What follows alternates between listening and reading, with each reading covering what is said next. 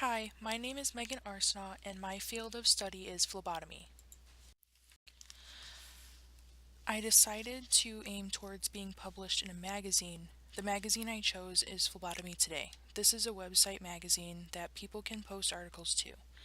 They are articles written by phlebotomists for phlebotomists or for people that want to know more about the topic. Since I'm being published in a magazine, the language I used is more casual than what would be used in an academic journal.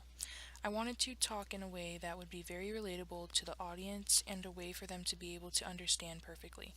I kept my words simple and straight to the point. I chose to do my paper on phlebotomy, which is the practice of drawing blood. For my research, I decided to go through the history of phlebotomy as to support my research question. I found an article about the ancient practice of bloodletting, which was in an academic journal called Pain Medicine. I also found an article that describes how the job of phlebotomy worked and works today in Croatia in an academic journal called Biochemia Medica.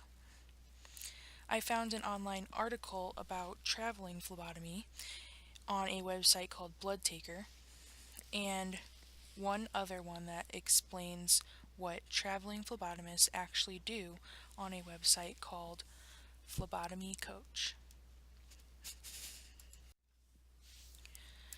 My research question is, what did phlebotomy start out as and where is it now? I am writing to the gap because it was difficult to even find articles supporting any one of my topics in my paper, so I know that this is not something that many people have written about, especially traveling phlebotomy, which a lot of people still don't really know about yet. In my paper, I talked about the ancient practice of bloodletting, what goes into phlebotomy, traveling phlebotomy, and what you do as a traveling phlebotomist. Back in the Middle Ages, many different cultures used a form of phlebotomy called bloodletting. What they would do is cut small incisions into the sciatic veins on the back of the ankles because they believed that it helped to cure sciatic pain. There are many different forms of this practice, and it was used in many different cultures. Some even still perform variations of it today. In Arab Jewish culture, they would use bloodletting for pain in the hip and the sciatic nerve. In Europe, they did things similar. It says sciatic pain sometimes pain descends from the legs to the ankle and to the small toe of the foot. The blood should be let from the vein in the ankle, which is called the saphina. This practice does not have a very good scientific basis, and it is said that we do not fully understand why this form of treatment was practiced by so many physicians. Today, though, people still practice and use different forms of bloodletting. In the article from Pain Medicine, it says nowadays the bloodletting therapy for low back and sciatic pain continues to be performed in the Middle East through veins cut from the ankle or calf, wet cupping, bloodletting, acupuncture, or leech therapy. Wet cupping and leech therapy are less common forms of phlebotomy that were or are used. Wet cupping is an ancient form of an alternative medicine in which therapists put special cups on your skin for a few minutes to create suction.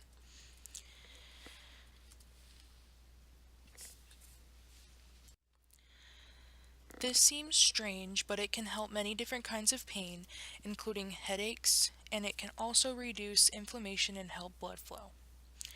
Leech therapy is one that is less commonly used, especially here in the US. Today, they're mostly used in plastic surgery and other microsurgeries because they secrete peptides and proteins that work to prevent blood clots. These secretions are also known as anticoagulants. This keeps blood flowing to the wounds to help them heal. Before I even learned all the things I have come to know about phlebotomy, I used to think that they were just the people at blood drives just trained to give needle sticks and how to remove them. But there is a lot more than just simple needle sticks that go into phlebotomy.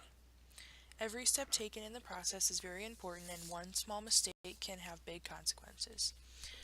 When performing any needle stick, you need to make sure that you have everything perfectly laid out so that everything can go as smooth as possible.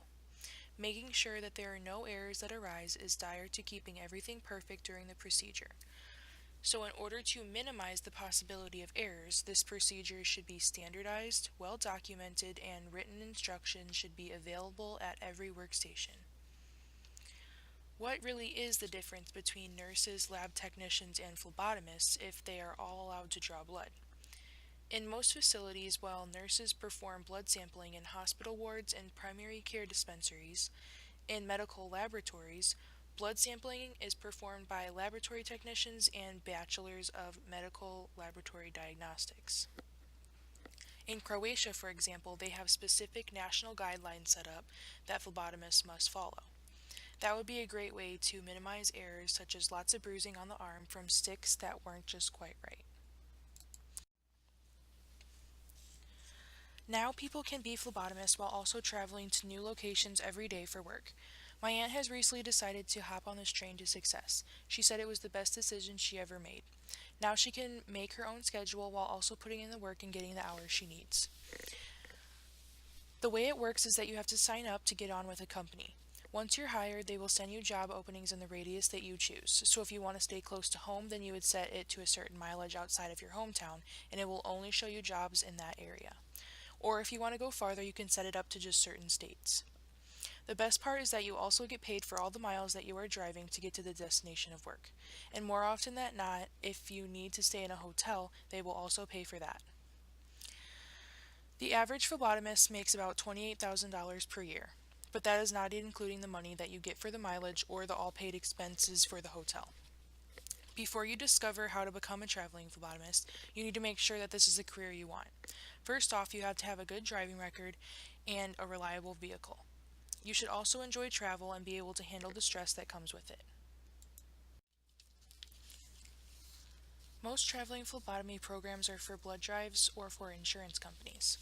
Most insurance companies want to make sure that they are only providing their insurance to healthy people, usually non-smokers and people that do not have any serious health issues. People that often sign up for these would be people applying at a new job that provides an insurance or the elderly. Staying organized is very important while on the job. Identification and labeling of the samples collected. Care should be taken and not to confuse labels so that the results derived will belong to the correct individuals. Making sure that these are transferred properly is also important. The blood has to stay at a certain temperature in order for the results to come back correctly and timely. Moving forward, if any of this interests you, decide if you are one for traveling phlebotomy today. Classes are offered at KCC to help you get started on this amazing journey.